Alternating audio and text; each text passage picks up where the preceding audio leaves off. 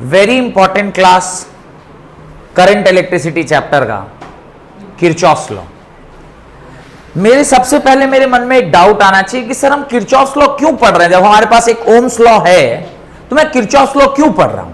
सबसे पहले तो यही डाउट आना चाहिए। क्या होगा इसका आंसर कि सर ओम्स लॉ वहां काम करता है जहां पर सर्किट सिंपल हो। सर्किट कैसा हो? सिंपल हो। जैसे single battery, single resistance, combination of resistance, single battery, और बैटरी सब एक जगह पर है। बैटरी सारा कहां पर है? एक जगह पर है, सेपरेट नहीं है। लेकिन कुछ ऐसे सर्किट होते हैं, जैसे एक छोटा सा उदाहरण देता हूं। उदाहरण देखिए कैसा उदाहरण है उसका। मान लीजिए कुछ एक ऐसा सर्किट है जहां पे ये रेजिस्टेंस है, यहां एक बैटरी लग गई, यहां एक और रेजिस्टेंस था, इसके पास एक और यहां बैटरी लग गई, फिर यहां से आगे बढ़े, यहां पर एक रेजिस्टेंस, और इस प्रकार से सर्किट आ गया। अब इस सर्किट में ये V1 वोल्ट, ये V2 वोल्ट, ये R1, ये R2, ये R3। अब मेरे पास सबसे बड़ा प्रॉब्लम है कि मैं ये कैसे डिसाइड करूं कि किस वायर में कौन सा करंट फ्लो करेगा, किस वायर में कौन सा करंट फ्लो करेगा। इस वायर में अगर मैं मानता हूं कि चलो यहां पर I1 मान ले, तो फिर यहां से एक दूसरा करंट, यहां कुछ I2 है, अब ये इधर गया, अब पता नहीं इधर कौन जाएगा, फिर इधर कौन जाएगा। काफी कॉम्प्लिकेटेड सिस्टम बनता जा रहा है। ऐसे कॉम्प्लेक्स सर्किट में जहां पर मेरे पास सोर्स एक से ज्यादा हो, रेजिस्टेंस एक से ज्यादा हो, और हर वायर में मैं करंट डिसाइड नहीं कर पा रहा हूं कि किस वायर में क्या करंट होगा, कहां पर क्या फ्लो कर रहा है, ऐसे कॉम्प्लेक्स सर्किट पर मुझे कौन मदद करता है? किरचॉफ मदद करता है। बात समझ में आई कि किरचॉफ लॉ हम कहां लगाते हैं? मोर देन वन बैटरी के केस में। और वो भी बैटरीज कैसे होनी चाहिए? अलग अलग वायर में। एक ही जगह पर एक लगातार हुआ तब तो बैटरी इन सीरीज पैरेलल हो गया, cells in series and cells in parallel, वो फिर अलग की कॉन्सेप्ट है। ऐसे कॉम्प्लेक्स सर्किट में आप लिखते हैं तो लिखिए current end voltage in simple electrical circuit, current and voltage in simple electrical circuit can be found by using Ohm's law, can be found by using simple electrical circuit, can be found by using Ohm's law। तो Ohm's law use करके आप simple circuit solve कर सकते हैं, लेकिन complex circuit के लिए, for complex circuit Kirchhoff's law are used, Kirchhoff's law are used to find the current and voltage in different parts of the circuit। तो अब ऐसे कॉम्प्लेक्स सर्किट में, इस तरह के कॉम्प्लेक्स सर्किट में वोल्टेज और करंट अगर आपको पता करना है, वोल्टेज और करंट अगर आपको पता करना है, तो उसके लिए आपको क्या करना होगा? आपको किरचॉफ्स लॉ यूज करना होगा। Kirchhoff's law done. किरचॉफ ने दो नियम दिए। किरचॉफ्स का पहला रूल, किर CHHOFF, Kirchhoff's first law. Heading डालिए Kirchhoff's first law, determined by Kirchhoff's law. Done. इसी लॉ को हम लोग एक और नाम से जानते हैं, इसको कहते हैं किरचॉफ्स करंट लॉ, किरचॉफ का करंट लॉ। और इसी का एक और नाम है किरचॉफ्स जंक्शन रूल, किरचॉफ का जंक्शन रूल। कुल मिलाकर किरचॉफ के कितने नाम हैं? एक तो बाकायदा इसका किरचॉफ का पहला, ये दूसरा और ये तीसरा। सबसे इंपॉर्टेंट बात कि किरचॉफ का जो लॉ है उसका बेसिस क्या है। दिस लॉ लिखिए, this law is based on the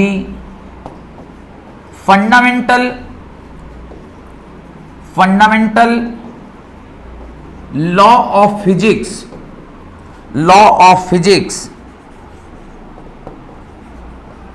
called as law of conservation of charge,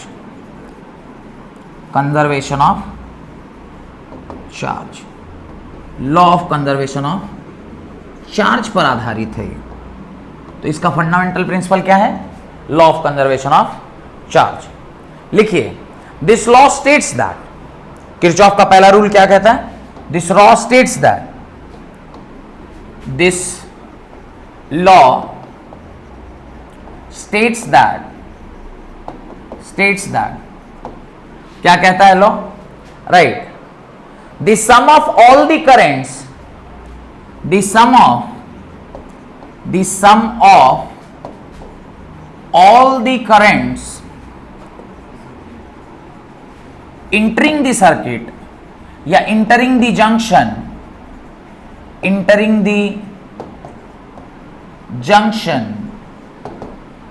this law states that the sum of all the currents entering the junction is equal to the sum of all the currents leaving that point, is equal to the sum of all the currents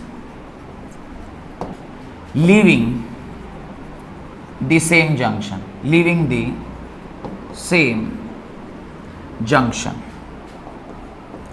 बड़ा ही simple सा law है, बहुत ज़्यादा rocket science इसमें नहीं है। क्या कह रहा है, ये एक तार है, इससे सपोज करिए I1 करंट बह रहा है, ये एक तार है, इसको हम I2 करंट कह रहे हैं, ये एक तार है जिससे हम I3 करंट कह रहे हैं, और यहाँ से एक तार निकला है जिस पर I4 है, और यहाँ से एक तार है जिस पे हम I5 कह रहे हैं। तो लॉ कहता है इंटरिंग, तीन करंट आप देखिए, आपको दिखाई देगा कि ये तीन करंट क्या कर रहे हैं, इंटर कर रहे हैं, और आपको ये दिखाई देगा कि ये दो करंट क्या हो रहे हैं, निकल रहे हैं। लॉ कहता है sum of all the currents entering the circuit must be equal to current leaving the circuit, यानी I1 plus I2 plus I3 is equal to होना चाहिए I4 प्लस I5 के बराबर। This is the fundamental law of physics के law of conservation of charge के ऊपर आधारित है। बने आगे जाऊं, बना लिए, जल्दी बनाइए।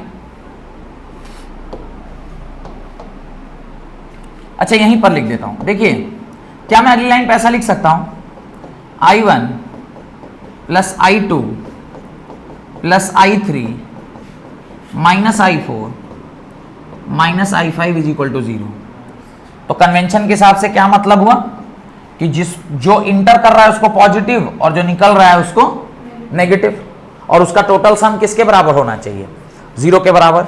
यानी summation of all the currents in the circuit must be equal to what, 0। अब ये ऑल द करेंट्स में इंटरिंग और एग्जिटिंग या लीविंग दोनों आ जाएगा। डन, यहां तक कोई डाउट? इसके नीचे लिखिए sign convention,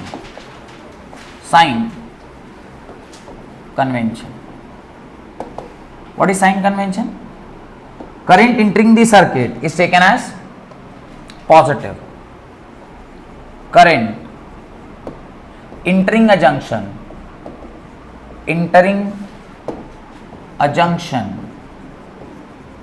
is taken as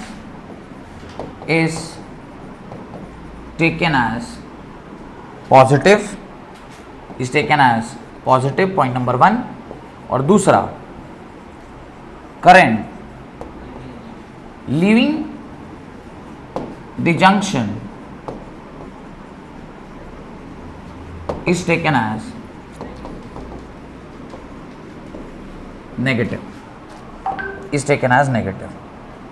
अब इसको हम लोग को प्रूफ करना है, तो देखिए I1 plus I2 plus I3 minus I4 minus I5 is equal to 0. अगली लाइन पे मैं क्या लिख सकता हूं, I1 plus I2 plus I3 is equal to I4 plus I5 multiplying both side with t. क्या हो जाएगा, I1t I2t I3t I4t I5t. कोई दिक्कत? अगली लाइन पर क्या मैं लिख सकता हूं, Q1 plus Q2 plus Q3 must be equal to Q4 plus Q5. या अगली लाइन पे मैं ये भी लिख सकता हूं, Q1 plus Q2 plus Q3 minus Q4 minus Q5 is equal to 0. या ऐसा लिख सकते हैं, summation of Q is equal to what, summation of Q is equal to 0. मतलब sum of charge entering the circuit, that is sum of charges entering the circuit is equal to sum of charges leaving the circuit. Leaving the circuit मतलब leaving the junction, leaving the circuit यानी leaving the junction. और total charge इसके हिसाब से क्या हो गया, conserved हो गया. Charge is conserved. Charge is conserved मतलब charge is neither created not destroyed but can go from one place to another या can be transferred from one place to another. तो चार्ज क्या हो गया, कंजर्व्ड हो गया. ये फंडामेंटल प्रिंसिपल ऑफ क्या है, फिजिक्स है. कोई दिक्कत? डन. ये आपका फर्स्ट लॉ.